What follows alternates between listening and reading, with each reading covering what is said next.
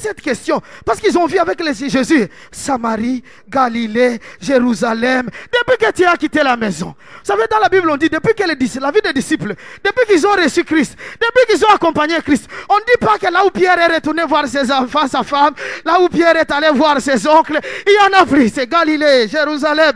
À un certain moment ils disent, oh, ce monsieur ici c'est un aller sans retour. Il dit, il faut qu'on lui pose des questions. Qu'est-ce qu'on va gagner? Jésus leur dit, c'est lui qui abandonnera son frère, sa soeur, sa maison, à cause de moi. Il ne va pas tout simplement gagner le ciel, mais il va gagner les centuples d'abord sur la terre.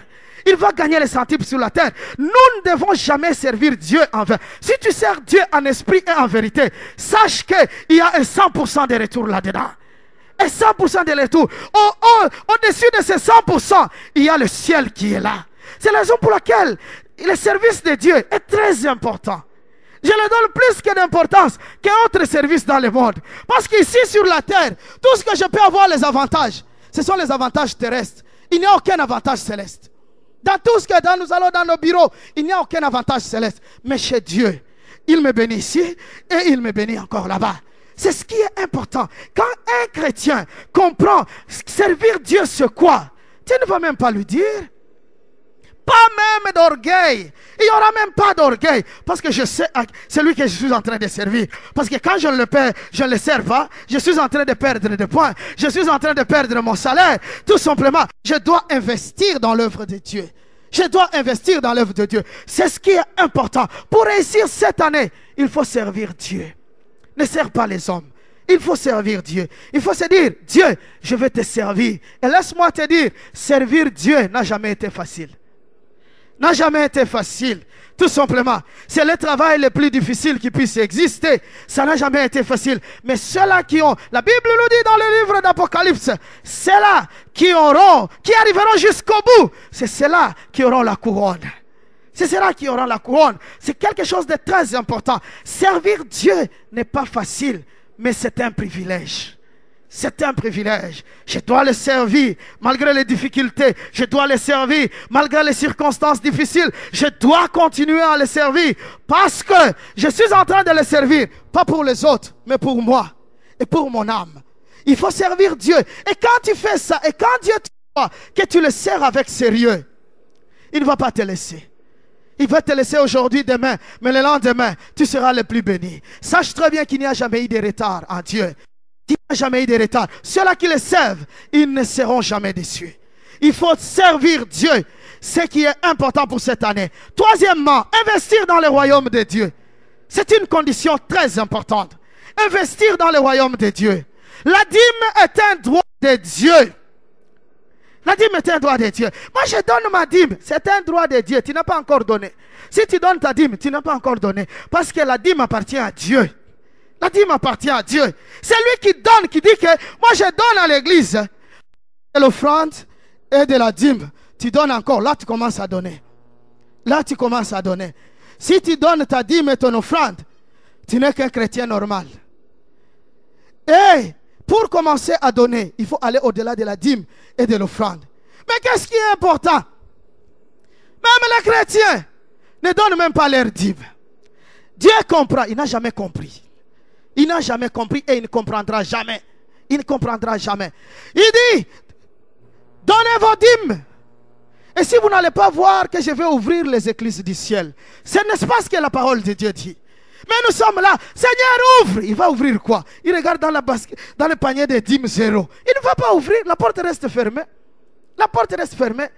Et c'est là que Dieu même lui dit, vous êtes des voleurs. Vous êtes des voleurs. Lorsqu'un pasteur dit que vous êtes des voleurs, ah, moi je ne viendrai plus dans cette église, je m'en vais.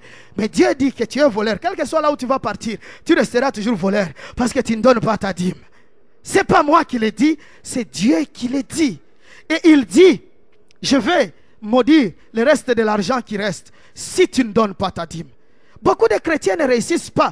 Ils font des dieux menteurs à cause de ça. Ils ne donnent pas leur dîme. Parce que la dîme, c'est un droit. Il y a un frère qui disait, pasteur, si j'ai 10 $, la dîme c'est combien? Moi je lui ai dit c'est $1. Et pourquoi les gens ne donnent pas? Les gens doivent donner. Il dit, pasteur, si j'ai 10 000 $, la dîme c'est combien? Je dis c'est 1000. Oh, c'est beaucoup. Hein. C'est pas beaucoup, c'est toujours 10%. C'est toujours 10%. Tout simplement, laisse-moi te dire, mets Dieu en épreuve en 2009. Donne ta dîme et tu verras les écluses du ciel s'ouvrir sur ta vie. Tu verras les écluses du ciel s'ouvrir sur ta vie. Vous savez, les bénédictions matérielles, les bénédictions de tout ce que nous demandons ne viennent qu'avec des dîmes. Ne viennent qu'avec des dîmes. Sois cette année, sois tout simplement un chrétien discipliné dans ta dîme. Donne ta dîme et tu verras ce que Dieu fera de toi, tout simplement. Ne venez pas tout simplement déranger Dieu avec des prières, de longues prières. Tout simplement, il faut obéir à sa parole. Il faut obéir à sa parole. C'est très important. Ton offrande est un devoir. La Bible nous dit, ne venez pas dans ma maison les mains vides. Ne venez pas dans ma maison les mains vides. Mais il y a des gens qui regardent, entrer dans les magasins, même s'il y a $200, il va les bousiller en 2 minutes. Mais dans la maison de l'Éternel, cette église ici, on commence à demander beaucoup d'argent, vraiment. En tout cas, dis tout simplement, donne ce que tu as. Et au moment de l'offrande, il regarde les histoires oranges là. Pour la gloire de Dieu, quelle gloire! La Bible nous dit, la même mesure que tu donnes, on va la secouer, on te la remet. Et c'est la raison pour laquelle nous ne sommes pas bénis. Tu donnes $1, Dieu secoue $1 de l'autre côté, il te remet de l'autre côté. Toi, tu t'attends à $1000, tu auras un. La même mesure que tu donnes à Dieu, et c'est la même mesure, on secoue. Et puis tu reviens, on te revient là-bas. La gloire de Dieu ne vient que lorsqu'on donne. Tout simplement. Pourquoi Dieu a dit dans la Bible que cette veuve-là, cette vieillard-là, elle a donné beaucoup? Parce que c'est tout ce qu'elle avait. C'est tout ce qu'elle a. Et il faut, l'offrande est un devoir qui est très important. Quand tu supportes le royaume des cieux, Dieu va te supporter aussi ta vie. Il va supporter aussi ta vie. C'est quelque chose qui est important. Ta bénédiction dépend de ton investissement. De ton investissement. Tu ne peux pas investir $1 et puis tu t'attends à un profit de 1 million. Tu dois être fou. Tu dois être fou. Plus tu dépenses dans le royaume des cieux, plus tu vas avoir beaucoup de bénédictions. J'ai toujours dit, tu ne peux pas venir avec une tasse d'arachide. Tu vas semer et puis le jour de récolte, tu viens avec 10 sacs. Tu vas être fou. Une tasse, on va te dire, viens même avec un bol là. C'est ce qui va être là. C'est ce qui est raisonnable. Tout simplement. Tu ne peux pas le faire comme ça. Parce qu'il y a beaucoup de gens qui ont mis une tasse d'arachide avec 10 sacs. L'Éternel agit. L'Éternel opère. Tu es Jéhovah Jireh. Tu es celui il va te pourvoir par rapport à ce que tu lui as donné. Il va pourvoir par rapport à ce que tu lui as donné. Il faut être intelligent pour comprendre ce que la parole de Dieu dit. Dieu n'est pas un fou. On ne peut pas l'escroquer. On n'escroque pas Dieu. On peut escroquer tout le monde, mais pas Dieu. Tu viens avec 10 sacs, il te donne ce que c'est un Dieu juste. C'est ce qu'on dit. Il te donnera la justice. Et c'est la raison pour laquelle tu vois, oh, pourquoi l'autre là est béni, moi je ne suis pas béni. Tu ne connais pas son investissement dans le Seigneur. Tu ne connais pas son investissement. On donne que ce qu'on a. On donne que ce qu'on a. Quand on dit de donner à Dieu, on ne parle pas seulement de l'argent. On ne parle pas seulement de l'argent, on parle du temps, on parle de l'énergie, on parle de ce qu'on a, tout simplement. C'est quelque chose qui est très important. Va te dire, pasteur, moi je n'ai pas d'argent pour donner. Hey, tu as un temps à donner au Seigneur. Tu as un temps à donner. Tu as un talent que Dieu a mis en toi, que tu peux donner à l'Éternel. C'est ce qui est important. Dieu n'a pas besoin seulement de l'argent, mais Dieu a besoin de tout ce que tu as. Ce qu'il a, il a mis entre tes mains. C'est ce qu'il faut lui donner. Tu viens prendre tout simplement ton temps ici. Tu essuies cette place ici. C'est un investissement dans les royaumes des cieux. Tu viens faire le travail dans l'œuvre de Dieu, dans la maison de Dieu. C'est un investissement tout simplement. Parce que Dieu n'est pas corrompu par l'argent.